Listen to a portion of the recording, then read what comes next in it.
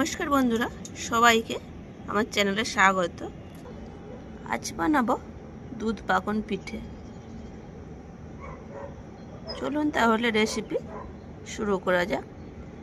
আজকের দুধ পাকন পিঠেটি বানানোর জন্য গ্যাসের চুলায় একটি কড়াই বসিয়ে দিয়েছি। এতে দিয়ে দেব মেজারমেন্ট কাপের 1 কাপ দুধ। এটা আমি কাঁচা দুধই নিয়েছি, এটাকে ভালো করে ফুটিয়ে নেব। আজকের পাকন পিঠেটি বানানোর জন্য আমি 1 ভাগ নিয়ে নেব চালের গুঁড়া আর 2 ভাগ নিয়ে নেব ময়দা। মেজারমেন্ট কাপের 1/3 কাপ নিয়ে নিলাম চালের গুঁড়ো। এবার ওই কাপেরই 2 কাপ দিয়ে দেব ময়দা। আপনারা চাইলে শুধু আটা কিংবা শুধু ময়দা দিয়েও তৈরি করে নিতে পারেন।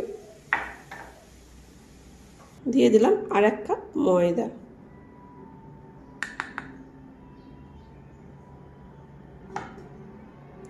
দুধটা খুব ভালোভাবে ফুটে গেছে। দিয়ে দেব অল্প একটু লবণ,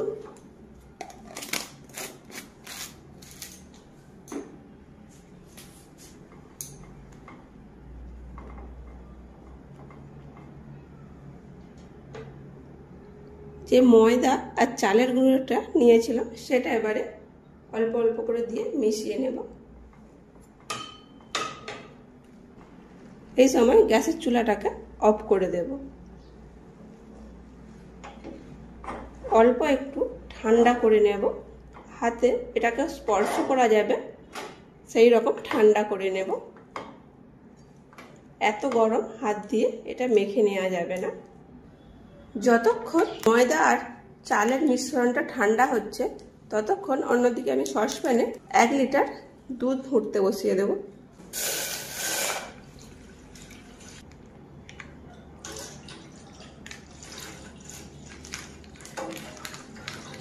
আপনারা চাইলে দুধের পরিমাণটা আরো বেশি দিতে পারেন। এই দুধের মধ্যে একটি তেজপাতা, 2টি ছোট এলাচ দিয়ে দিলাম। 1/2 কাপ গরম দুধ তুলে নিলাম। এর মধ্যে কিছুটা গুঁড়ো দুধ দিয়ে মিশিয়ে নেব। লিকুইড দুধের মধ্যে দিয়ে দিলাম 1/3 কাপ গুঁড়ো দুধ দিয়ে খুব ভালো করে মিশিয়ে নেব। আপনারা চাইলে নাও দিতে পারেন, তবে গুঁড়ো দুধ দিলে স্বাদ অনেকটাই বেড়ে যায়। এর মধ্যে গুঁড়ো দুধ মেশানো লিকুইড দুধটা দিয়ে দেব।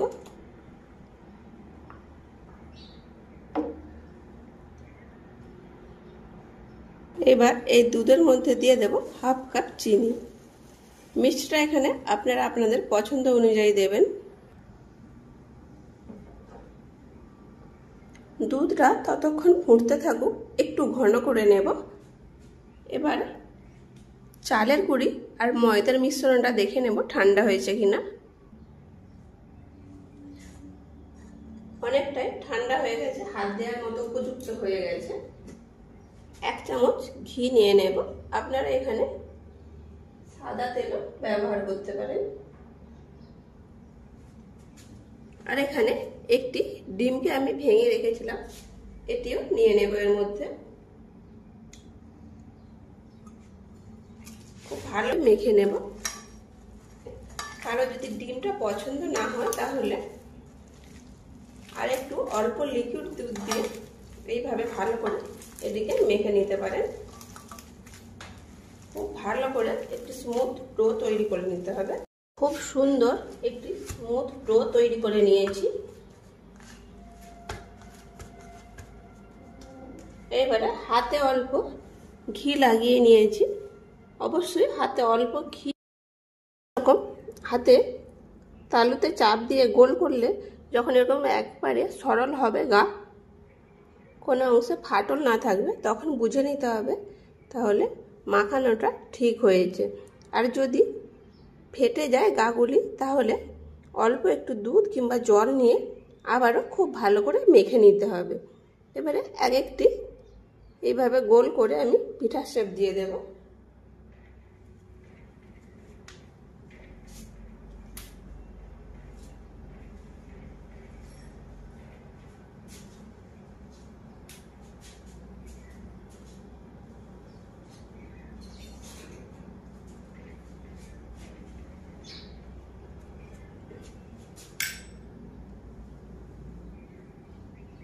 এইরকম হাতে চাপ দিয়ে একটু চ্যাপটা করে নেব।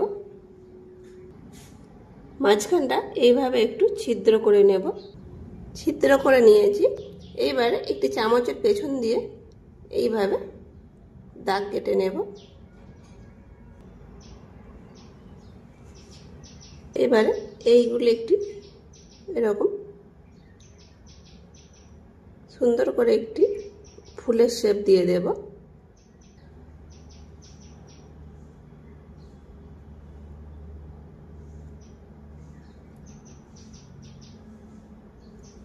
কত সুন্দর একটি ডিজাইন হয়ে গেল।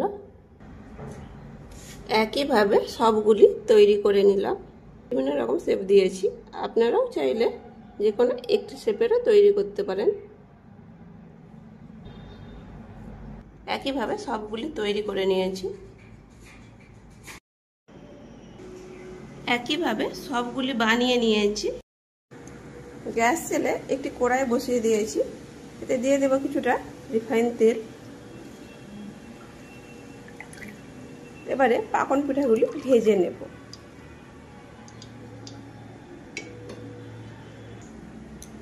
তেল গরম হয়ে গেছে, এবারে পিঠেগুলি দিয়ে ভেজে নেব। আমি এখানে অল্প তেল দিয়েছি, তাই অল্প অল্প পিঠে দেব আর ভেজে তুলে নেব। লো আঁচে উল্টে পাল্টে ভালো করে ভেজে নেব।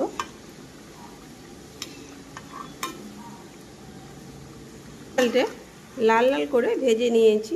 এগুলিকে খুব কড়া করে ভাজলে হবে না, এই রকম একটু সময় নিয়ে ভেতর অবধি যাতে ভাজা হয় এইভাবে ভেজে নিতে হবে। সব পিঠেগুলি ভাজা হয়ে গেছে, এইবারে তেল থেকে তুলে নেব। হালকা আছে ভেজে নিয়েছি।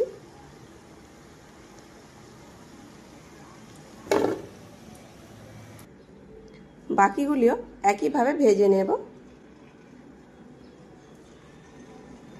এগুলি সাথে সাথেই দুধে দেব না, তাহলে উপরের স্তরটা উঠে যাবে, পিঠেগুলি দেখতে কেমন হয়ে যাবে।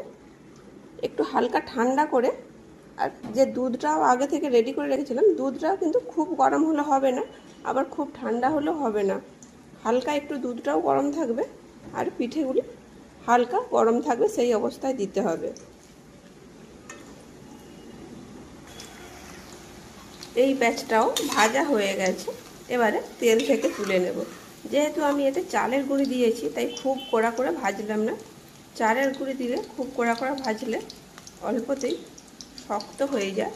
প্রতিটা ডিজাইন একেবারে যেমন তৈরি করেছিলাম সেই রকমই রয়েছে। গুলি ভেজে তুলে নিয়েছি। হালকা একটু ঠান্ডা করে তারপরে আগে থেকে যে দুধটা তৈরি করে রেখেছিলাম সেই দুধের মধ্যে দিয়ে দেব। গরম অবস্থায় কখনোই দেব না। এই পিঠেটি যত বেশিক্ষণ দুধে ভিজিয়ে রাখা হবে ঠিক ততটাই খেতেও সুন্দর হবে আর দেখতেও সুন্দর হবে। আমি এখানে 1 ঘন্টার মতো দুধে ভিজিয়ে রেখেছিলাম।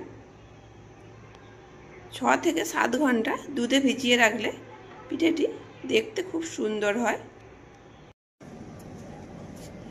1 ঘন্টা রেখে তারপরে সার্ভ করে নিয়েছি।